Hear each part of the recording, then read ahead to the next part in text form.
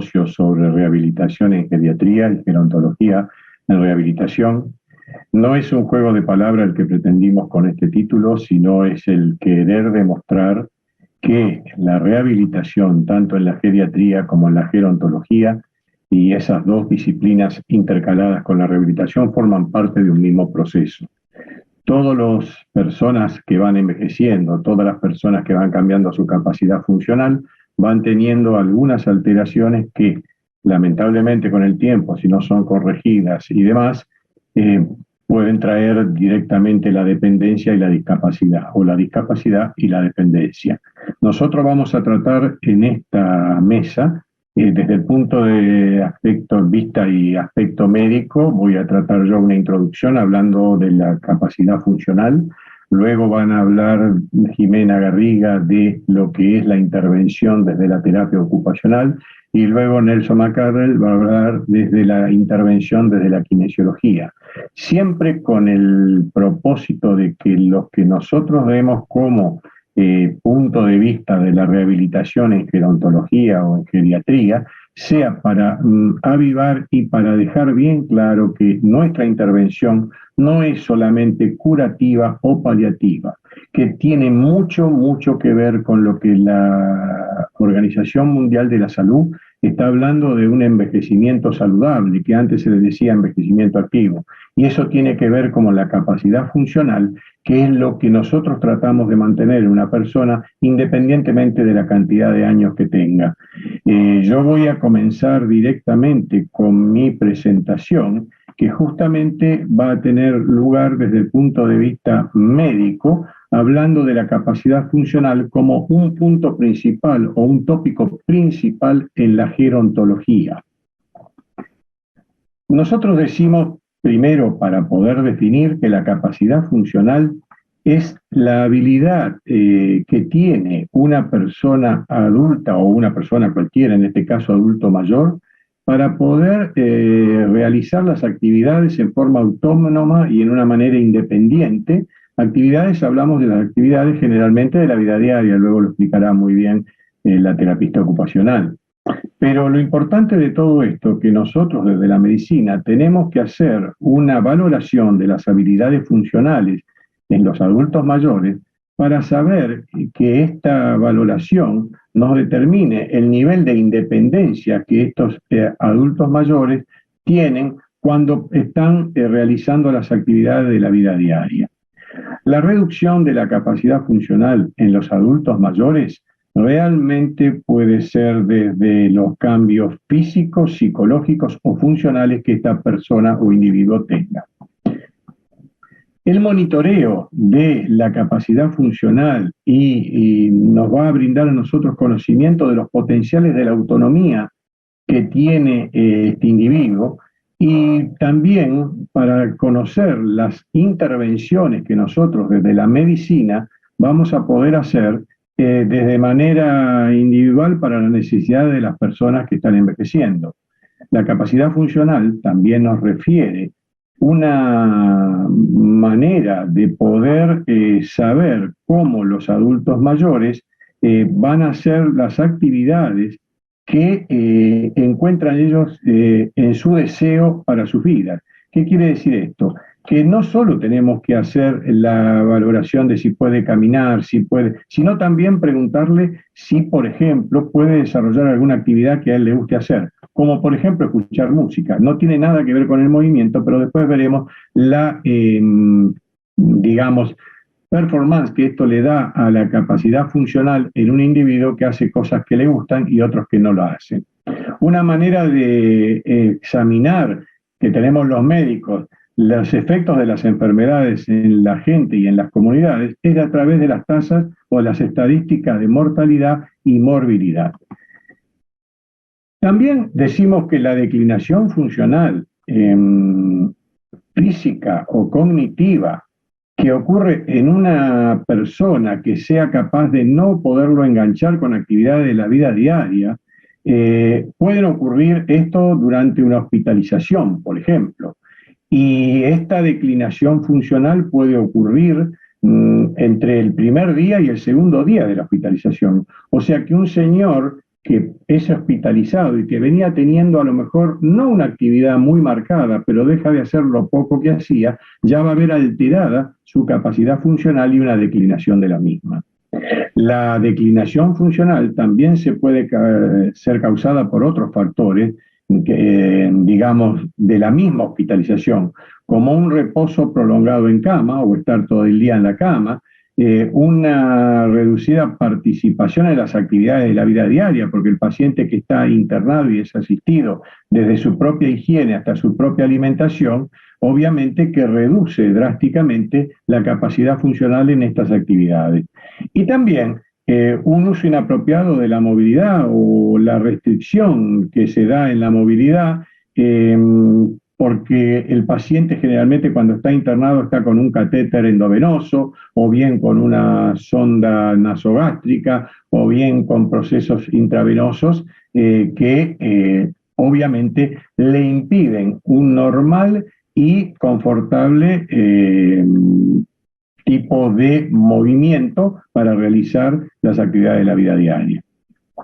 Yo hace unos años había diseñado no una ecuación ni es un diseño desde el punto de vista, digamos, específico, pero se me ocurrió llamarla como los componentes, la ecuación y los componentes de la funcionalidad en la geriatría.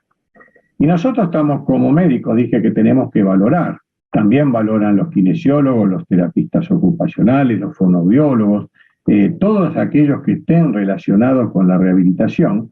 Realmente siempre el primer approach hacia un paciente, hacia una persona, es a través de detectar, a través de distintas escalas, qué nivel de función tiene.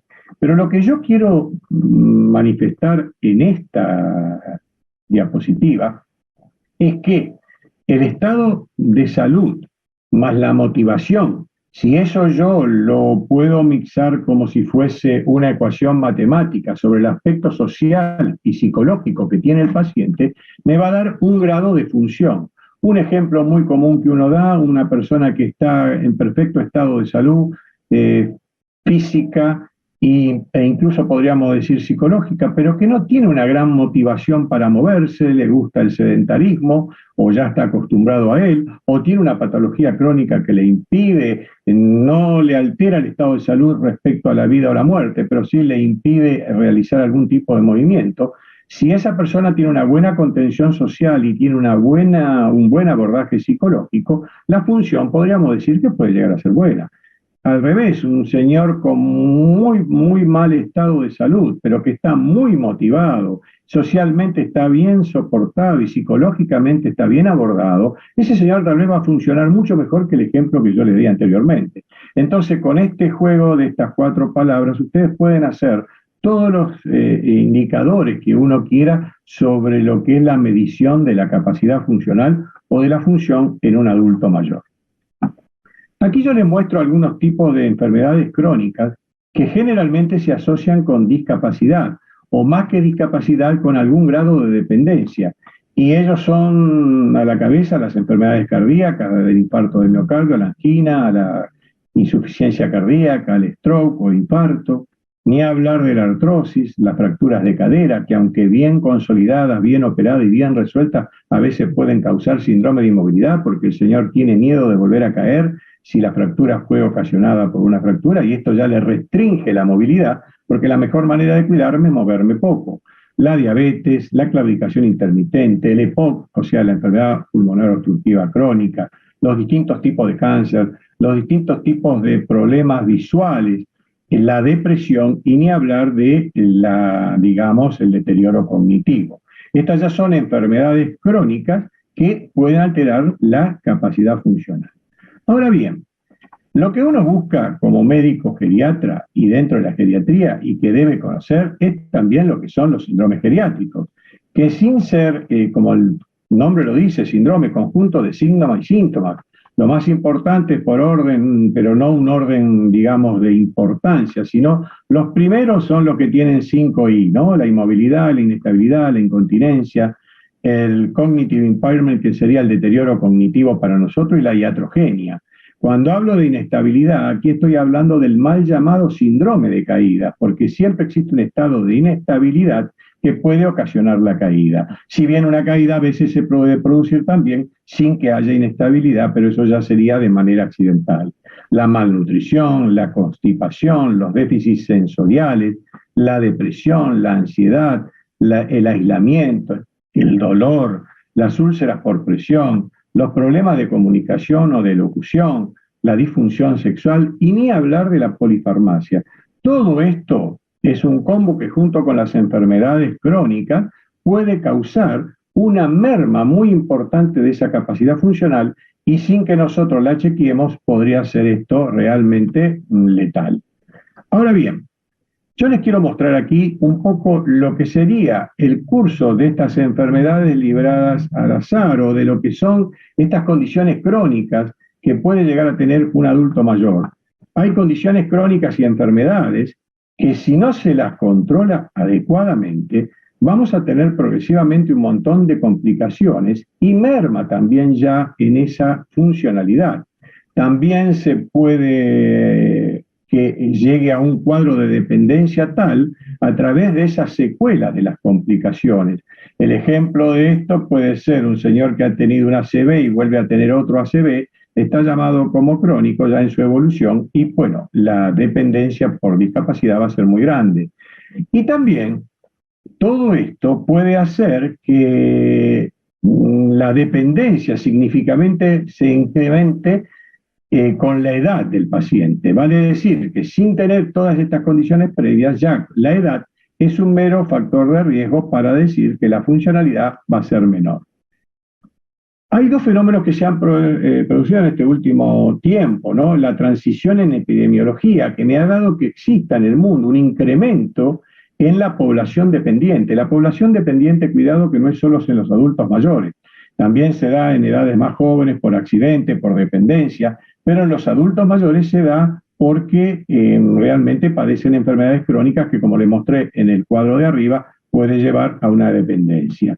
Y la transición demográfica es que también hay un mayor número de personas mayores. Por lo tanto, esto es muy importante que lo tengamos en cuenta para poder catalogar que los principales tipos de dependencia que vamos a tener pueden ser tanto en la esfera física, en la esfera psíquica o mental, desde el punto de vista de lo sensoperceptivo, y también existen las mixtas, como se dan en un montón de esas patologías y síndromes que yo les mostré anteriormente.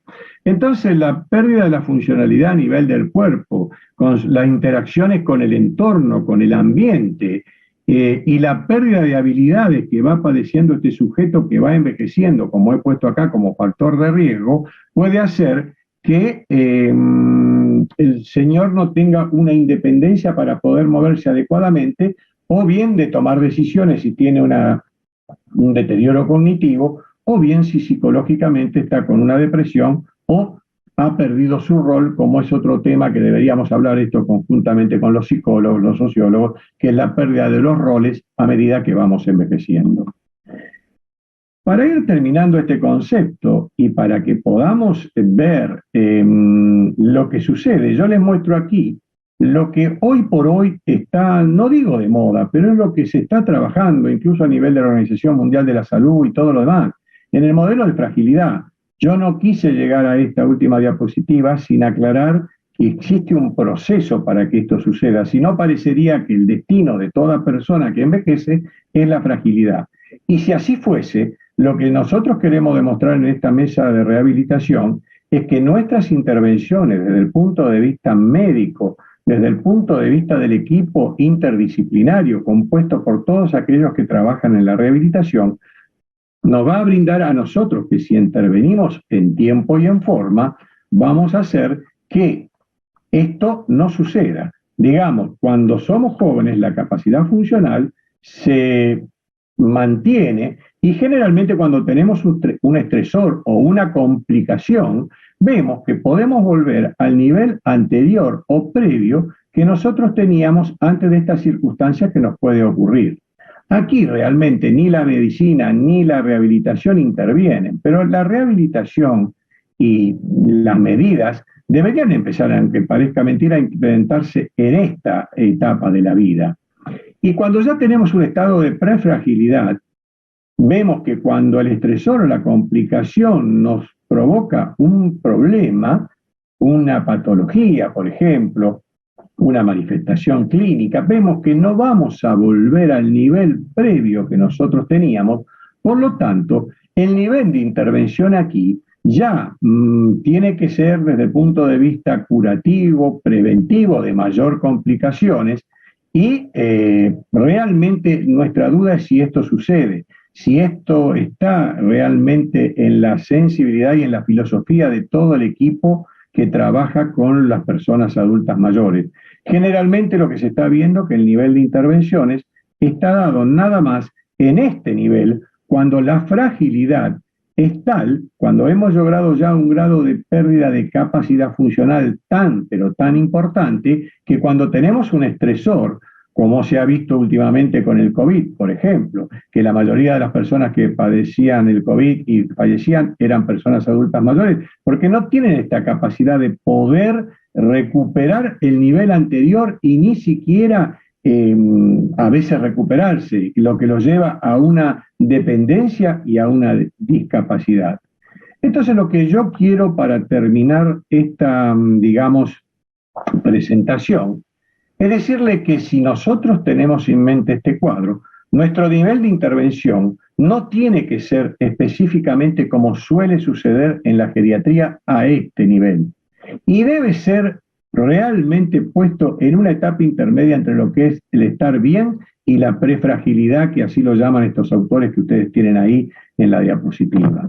Así que realmente he intentado desde esta posición tratar de que ustedes concienticen desde la parte médica que la rehabilitación no es lo último, que hay que pensarlo a veces antes que aparezca una patología y antes que el paciente realmente pierda esa capacidad funcional y sin darse cuenta se vaya tornando dependiente para las actividades de la vida diaria, cosa que realmente sería muy, muy nefasto.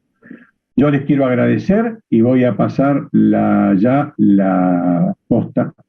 Hola, buenas tardes. Bueno, primero que nada, agradecer a la Asociación Gerontológica Argentina por la convocatoria para representar en esta charla, en este evento tan importante.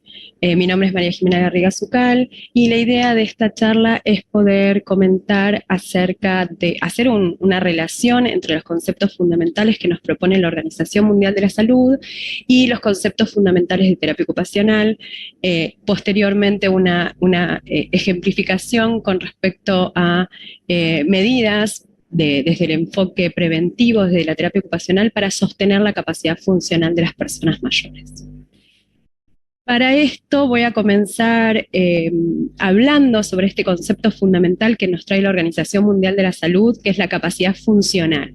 La capacidad funcional, según la Organización Mundial de la Salud, es la combinación entre las capacidades intrínsecas de la persona en la relación o la interacción con el entorno. Las capacidades intrínsecas tienen que ver con distintos dominios, como las capacidades motoras, las capacidades sensoriales, las capacidades vitales, las capacidades cognitivas, incluidas las capacidades psicológicas. Y los entornos que propone la OMS para estudiar cómo es la capacidad funcional es el entorno físico y el entorno social. Con respecto a los grandes conceptos de la terapia ocupacional, cuando nosotros hacemos intervenciones, vamos a intervenir sobre tres grandes dimensiones: las personas, las ocupaciones y los entornos, muy similares a estos conceptos que propone la OMS. Con respecto a la persona, cuando entendemos a la persona, tenemos que entender que la persona está compuesta desde la mirada de terapia ocupacional en sus intervenciones. Podemos dirigir estas intervenciones a los factores de los clientes, de los usuarios, que son las funciones y estructuras corporales, a las habilidades de desempeño y a los patrones de desempeño, que son los hábitos, los roles, los rituales y las rutinas. También están los entornos. Para terapia ocupacional ya se está empezando a utilizar la palabra o el concepto contexto, que es un poco más global y amplio que el concepto de entornos, y hay múltiples contextos como el social, el físico, el cultural, el virtual, el espiritual. Y también la terapia ocupacional tiene una tercera gran dimensión, que es la ocupación humana. ¿Por qué? Porque entendemos que la persona interactúa con el entorno a través de las ocupaciones significativas. En la interacción entre estas grandes tres dimensiones se refleja esa interacción, esa congruencia, va a ser el desempeño ocupacional, que podemos hacer una analogía con la capacidad funcional que nos propone la CIF. Para esto, para lograr ese desempeño ocupacional o la capacidad funcional, la terapia ocupacional tiene como objetivo clásico o objetivo más importante, el fundamental, es mantener la capacidad funcional de las personas mayores, manteniendo a su vez el compromiso en la ejecución de las ocupaciones significativas que componen nuestro desempeño ocupacional. Entiendo que la terapia ocupacional es reconocida por sus enfoques de rehabilitación en cuanto a cuando ya está instaurada la dependencia o los déficits, la discapacidad, pero también tenemos que entender que hay un enfoque muy importante que es la prevención de la dependencia, discapacidad y la promoción de las condiciones de salud en las personas mayores. Este enfoque no es tan conocido desde la terapia ocupacional y hoy les vengo a proponer que podamos entender las medidas que puede llevar a cabo un terapista ocupacional, medidas preventivas, para sostener la capacidad funcional.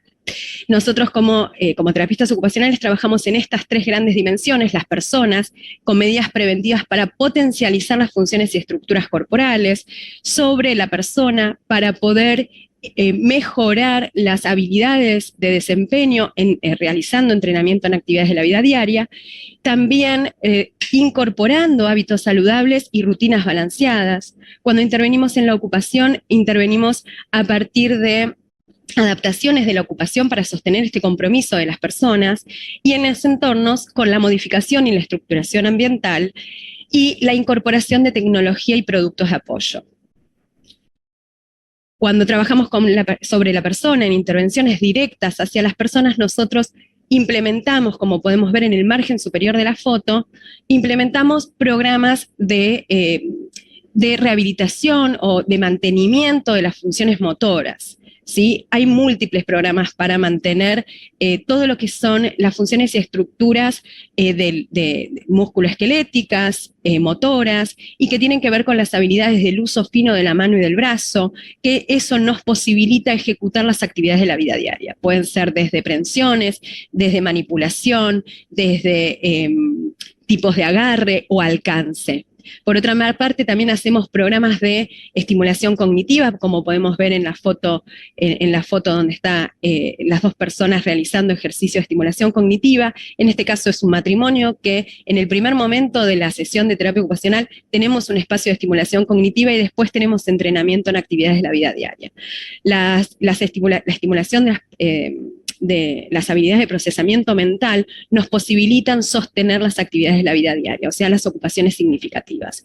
También, a su vez, las habilidades de escritura nos permiten sostener esto a partir de programas de sostenimiento de las habilidades motoras, ¿sí? La escritura es un conjunto de funciones y estructuras corporales como el uso fino de la mano y del brazo.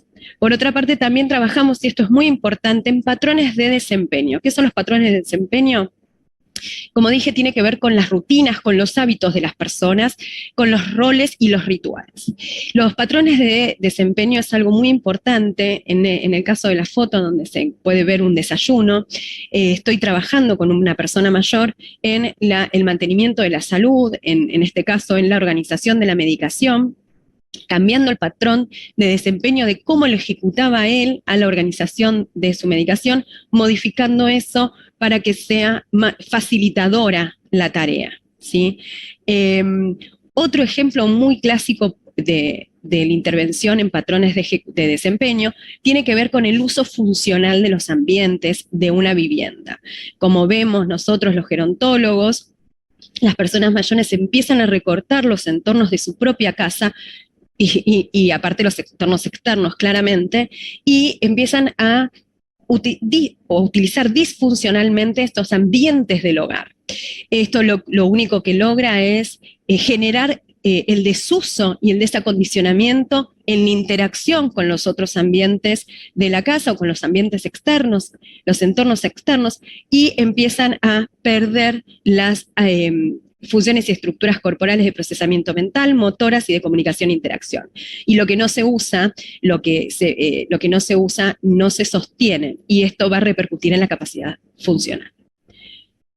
Por otra parte, cuando intervenimos en las ocupaciones, como terapistas ocupacionales, nosotros realizamos el análisis de la ocupación, y esto es desglosar las ocupaciones en pasos y analizar exactamente qué pasa en cada uno de los pasos, cuáles son los requerimientos para ejecutar de una manera satisfactoria esos pasos, cuáles son los requerimientos en tanto componentes motores, componentes cognitivos y de comunicación e interacción. Entonces podemos adaptar la actividad para sostener el compromiso de las personas mayores en esas actividades. ¿Cómo? Simplificando los pasos, eliminando elementos como herramientas, máquinas. En este caso podemos ver, es una persona mayor que le encanta tomar el té con el nieto, pero se le estaba haciendo difícil el uso de la máquina de la cafetera. Por lo tanto, se propone adaptar la actividad y usar saquitos de café y no perder esa ocupación tan significativa que tenía esta persona mayor.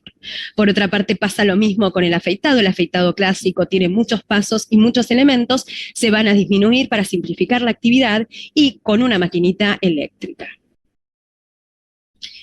Por último, intervenimos directamente en el entorno cuando hacemos modificaciones ambientales o estructuraciones ambientales, a veces simplemente con la modificación del layout de una vivienda, cuando modificamos los muebles, la distribución de los mismos, o quitamos de los entornos físicos elementos que puedan llegar a generar distintos tipos de lesiones o accidentes. Estamos estructurando el ambiente de manera preventiva para sostener la capacidad funcional. Otra forma es la modificación de los ambientes con barras, con barandas, con pisos antideslizantes, o otra modificación que sea más estructural. Por otra parte, realizamos incorporaciones de productos de apoyo o el uso de tecnología de asistencia. En el caso de productos de apoyo, cuando tenemos la premisa de prevenir, imaginémonos que tal vez las personas no tienen ningún tipo de enfermedades osteoarticulares, pero diferentes tomas o diferentes movimientos pueden aumentar los riesgos de generar lesiones articulares o de las estructuras periarticulares. Entonces, la incorporación de productos de apoyo facilita la actividad previniendo lesiones. Para terminar, para finalizar, viniendo un poco lo que estuve diciendo en esta charla, tiene que ver con el rol principal de la terapia ocupacional, tiene que ver con lograr una congruencia dinámica entre los requerimientos de esa ocupación que va a hacer la persona mayor, las personas mayores, que tienen que ver con las habilidades de esas personas mayores, esos patrones de desempeño y esas capacidades que tiene, y las demandas del entorno. Cuando nosotros logramos esta congruencia dinámica entre estas tres grandes dimensiones, nosotros estamos evitando, a través de la prevención, la pérdida de las funciones y estructuras corporales por desuso o desacondicionamiento, sosteniendo la capacidad funcional de las personas mayores, que es lo mismo que analógicamente lo pensamos en terapia ocupacional, que es el desempeño ocupacional. Entonces es la ejecución de las ocupaciones significativas en los entornos reales por el mayor tiempo posible y conveniente para la persona mayor. Dejo mis datos por si quieren contactarse conmigo, y espero atenta a las preguntas e intercambios. Muchas gracias. Hola, muy buenas tardes. En primer término, quiero agradecer a los organizadores del Congreso Mundial de Gerontología y Geriatría de este año 2022. Y en segundo lugar, saludar a quien me ha convocado a participar de esta mesa, mi muy estimado doctor Miguel Acánfora, a quien conocí mientras estudié la maestría en la ciudad de Buenos Aires, una ciudad que ya extraño profundamente. Quiero saludar también afectuosamente a María Jimena Garriga, a quien también he conocido producto de su tesis de maestría en la misma universidad. Me presento, soy kinesiólogo, licenciado en Kinesiología y por adopción académico en la Universidad de Magallanes, casi ya al último lugar de la Patagonia. Esos son los paisajes a los cuales podemos acostumbrarnos acá. Gentilmente, tal como les decía, el doctor Acánfora nos invitó a participar de esta mesa, Rehabilitation in Geriatrics, Geriatrics in Rehabilitation, rehabilitación en geriatría, geriatría en rehabilitación. Tan espléndida invitación y consideraba un título que para mi desarrollo profesional y académico se hacía necesario, así que me permití concurrir. Un poco creo que todos estamos convencidos en que el envejecimiento se presenta de manera dispar, disímil e irreversible. Vamos para esta presentación dejar fuera el concepto de irreversibilidad, porque nos interesan los dos primeros. Y definitivamente podríamos tener varias formas de enfrentar el proceso del envejecimiento desde el punto de vista de nuestro grupo familiar, pero consideremos que las dos más usuales son envejecer solo o en pareja, entendiendo que cualquiera de estas opciones podría variar por viudez o por recuperar la vida en pareja. Y acá es donde comienzan a marcarse diversas diferencias en los países.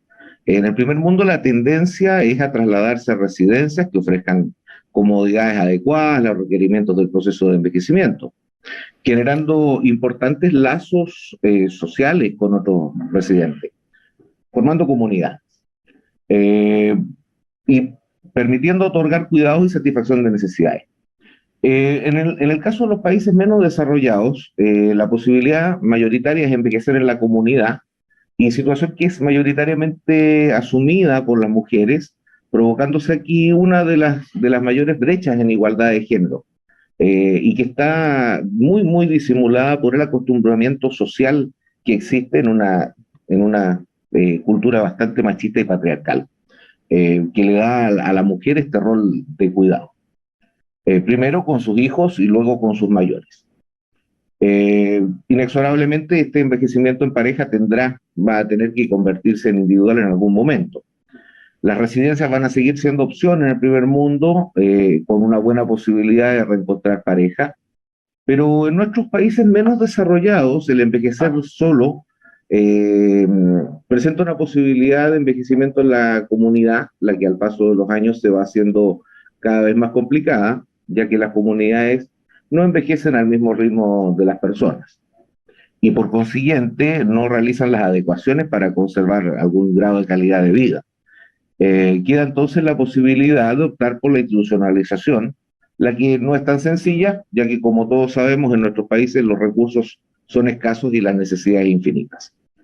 Existe una posibilidad de compartir siempre en el grupo familiar, pero puede ser esto una causa de inequidad, ya que nuevamente las mujeres son las que tienen que hacerse cargo de los mayores que caen en esta situación de dependencia. En cuanto a la rehabilitación física, hemos de convenir en que el síndrome de fragilidad es un síndrome similar al proceso de discapacidad por el cual todos transitamos, y entender que existen distintas fragilidades, las que están ahí, social, física, psicológica. Y los estados en que podemos estar circulan desde la prediscapacidad a las condiciones de discapacidad o llevando probablemente al proceso de final de la vida. El proceso de envejecimiento es un proceso muy complejo, tiene que ser abordado desde distintas aristas, con equipos multidisciplinarios, pero no cada uno haciendo lo suyo, sino que teniendo en claro que tenemos que acompañar en el envejecimiento al ser humano. Acá hay un concepto de envejecimiento exitoso que ha sido bastante resignificado muchas veces, porque lo importante es que está demostrado que los procesos de interacción social con el envejecimiento exitoso hacen una dupla perfecta, hacen un círculo virtuoso que puede perpetuarse. Acá su cercanía a la funcionalidad del individuo es probablemente máxima, y acá es donde demostramos nuestro aporte a la sociedad en la cual nos desarrollamos, y tenemos claro nuestro desarrollo de calidad de vida, perdón. La actividad física, ustedes ya lo saben, es una muestra perfecta al considerar elementos protectores de la aparición de la discapacidad. Los individuos que la practican con algún grado de regularidad, bajo parámetros que ayudan al entrenamiento, conservan durante mucho más tiempo niveles elevados de funcionalidad. Pareciera que esta podría ser la clave para las personas mayores. Hacer una actividad física, ojalá de manera ascendente, tendría cubierta ya la primera incógnita de nuestra presentación. Por tanto, la terapia física tendría un rol preventivo. Mención importante tendríamos que hacer ya a la sarcopenia, porque su aparición en el proceso de envejecimiento se relaciona directamente a la fragilidad y sus manifestaciones.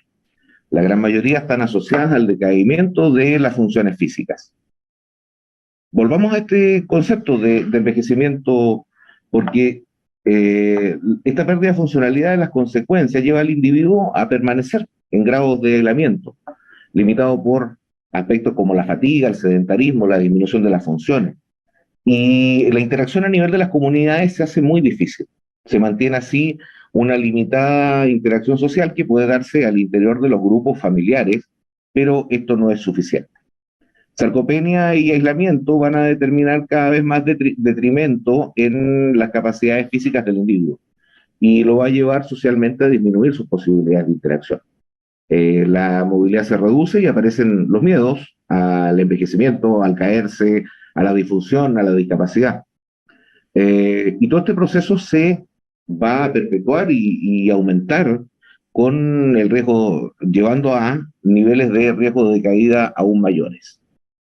El año pasado, ya en este congreso, analizábamos las consecuencias que iba a tener el COVID, con sobre todo este llamado a quédate en casa.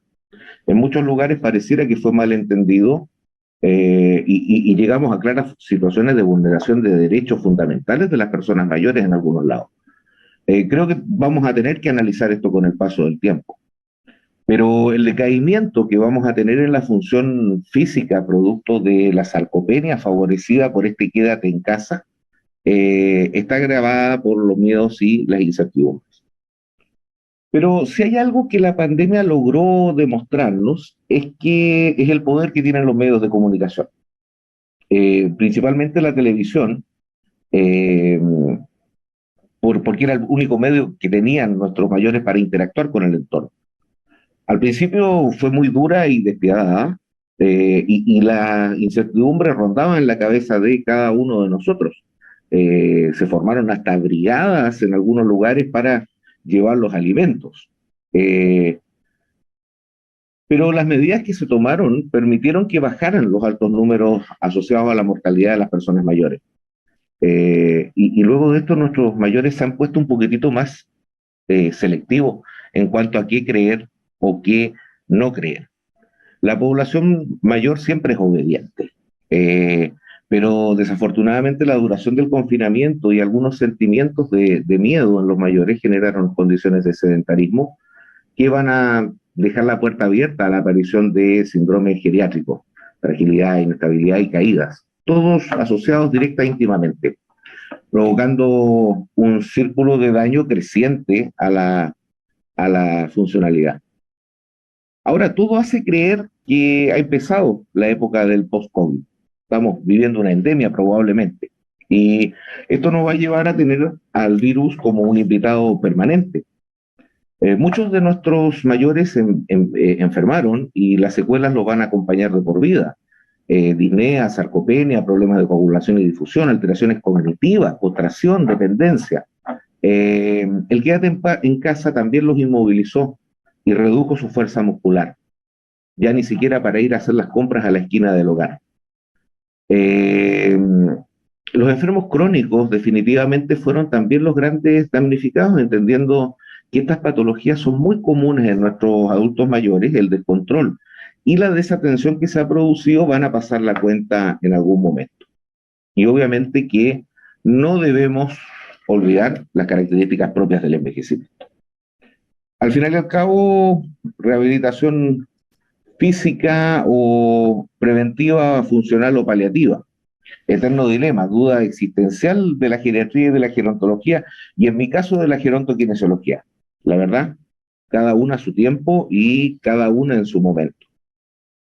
Pero sí, sí tener claro que la rehabilitación preventiva, eso que muchos años llamamos kinefilaxis o kinefilaxia, debe ser el pilar que más se ensanche en esta línea de tiempo.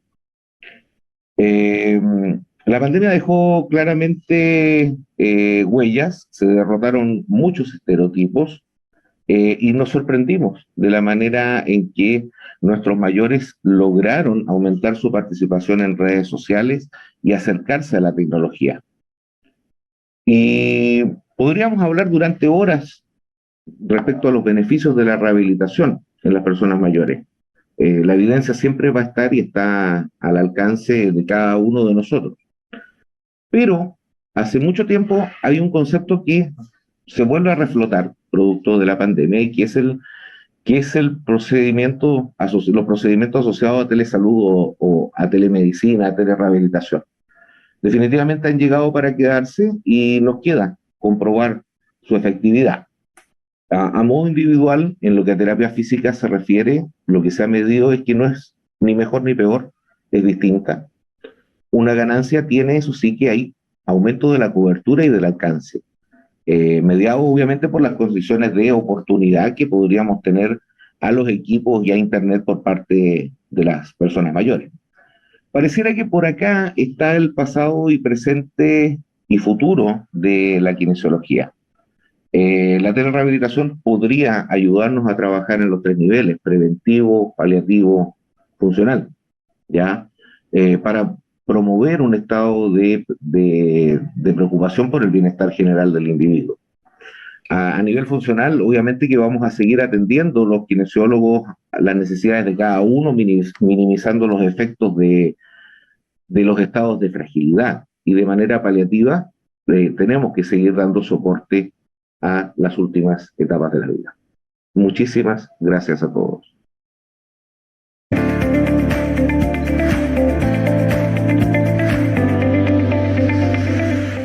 Bueno, muchas gracias por vuestras exposiciones.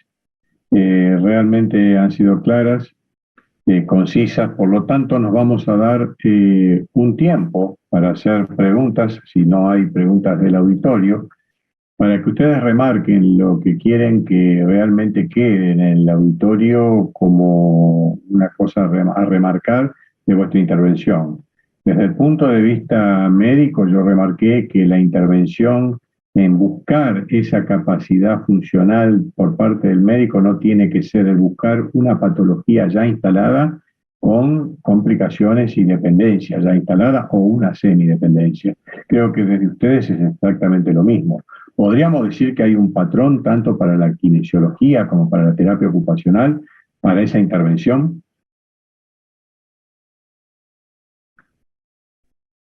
Miguel, creo que realmente lo importante de todo es tratar de intervenir antes de que se instaure la dependencia o la discapacidad, ¿no? Cuando uno tiene esa capacidad intrínseca que se combinada con el entorno, se produce en la capacidad funcional.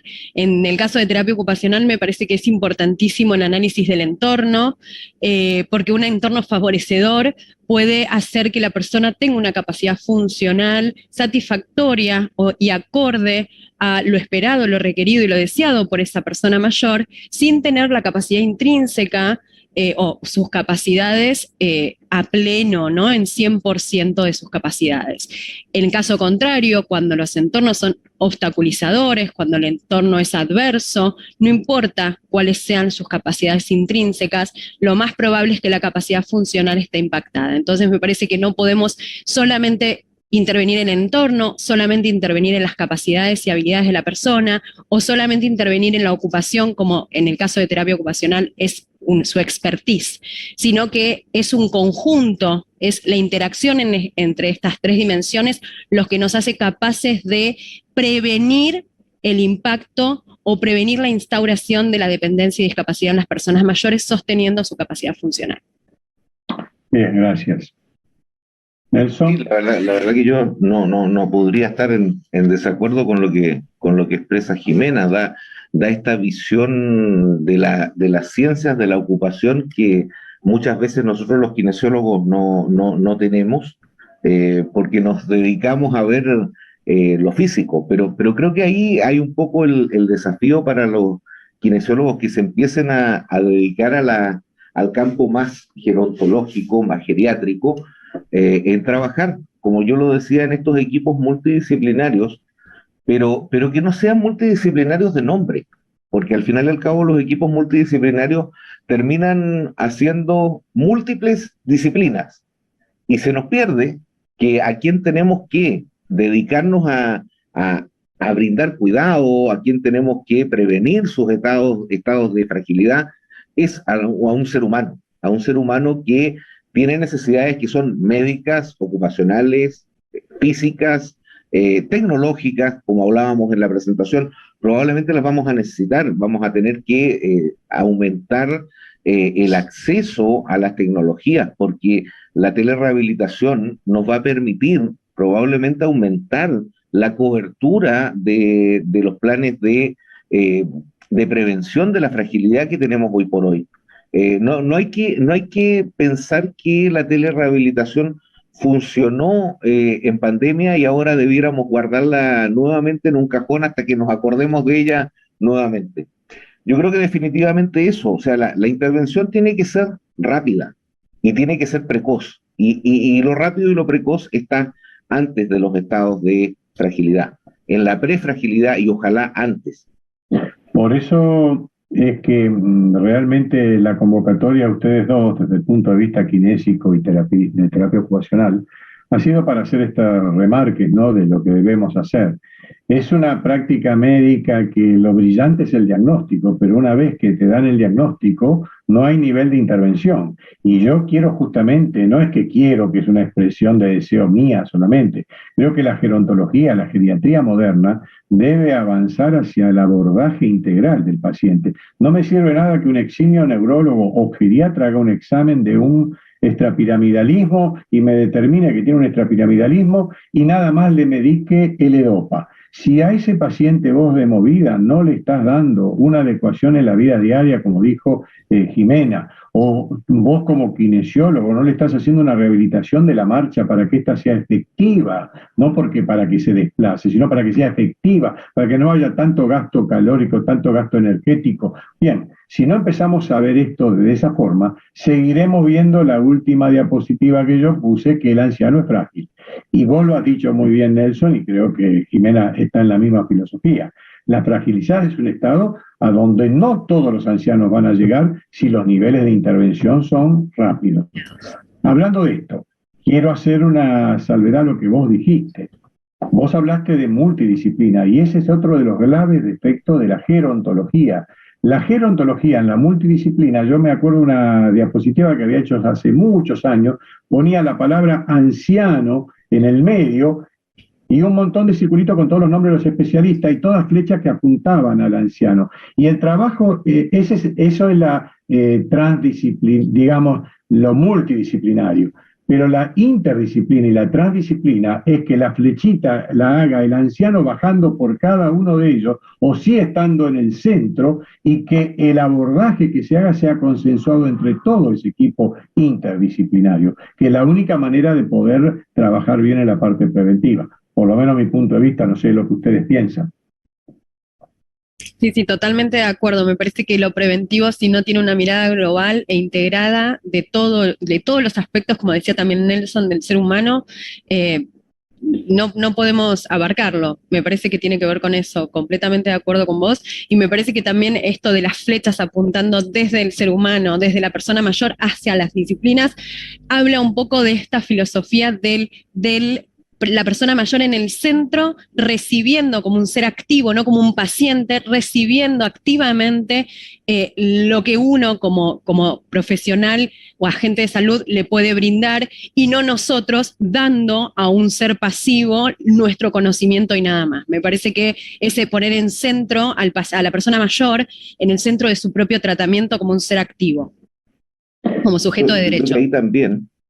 Ahí también Sí, qué importante eso de pensar en los mayores como sujetos de derecho. Eso de repente se nos pierde en el equipo médico-paramédico, como queramos llamarle. Yo creo que lo que tenemos que trabajar es, y que no lo hemos hecho, es en construir confianzas.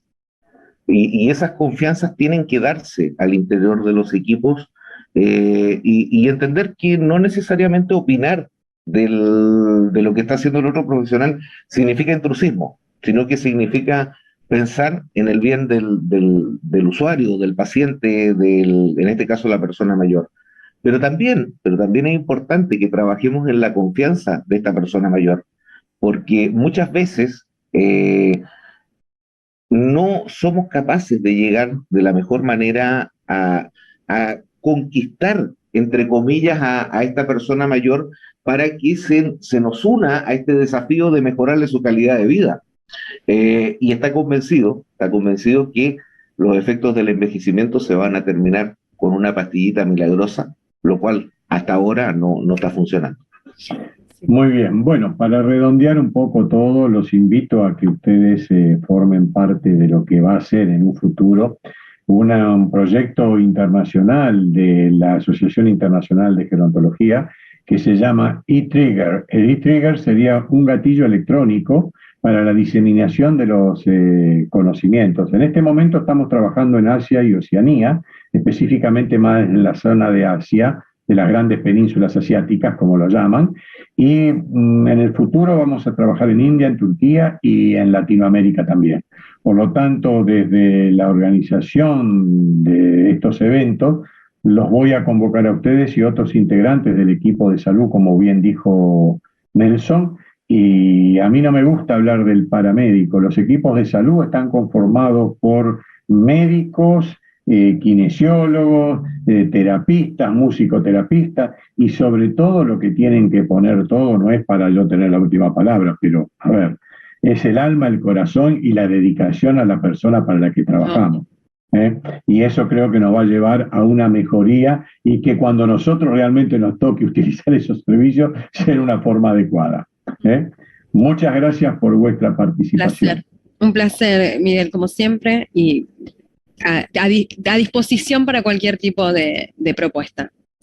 Muy bien. ¿Dejamos el término en sanitario entonces? Sí. ¿Te parece? Agentes de salud también, ¿no? Ya. Cualquiera. Sí. Oye, en Chile, don Francisco hizo popular, dispara usted, disparo yo. Y Trigger, bueno, y Trigger, ¿viste? Hay que disparar. Esperemos poder disparar el conocimiento. Muchas gracias a todos y gracias a los que han participado de este simposio. Muchísimas gracias. Salud.